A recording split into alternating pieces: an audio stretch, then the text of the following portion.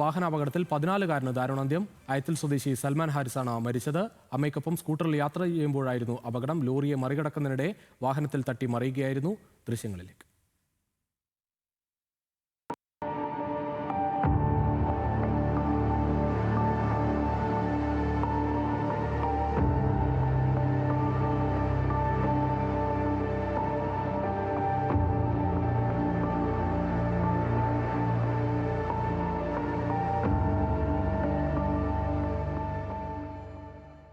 കൂടുതൽ വിവരങ്ങളുമായി ഷമീർ അബ്ദുൾ ചേരുകയാണ്.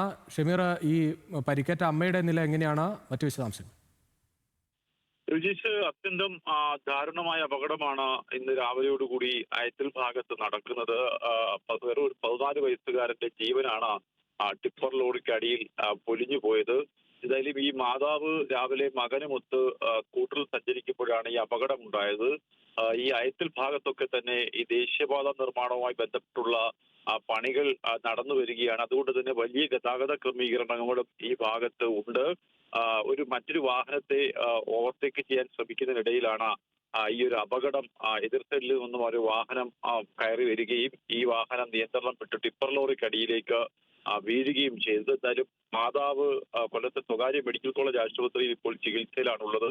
കുട്ടി തൽക്ഷണം അവിടെ വെച്ച് മരണപ്പെടുകയാണ് ഉണ്ടായത്. എന്തായാലും ദേശീയപാത കരാർ കമ്പനിക്കെതിരെ വലിയ പ്രതിഷേധം ആ പ്രദേശത്തുണ്ട്.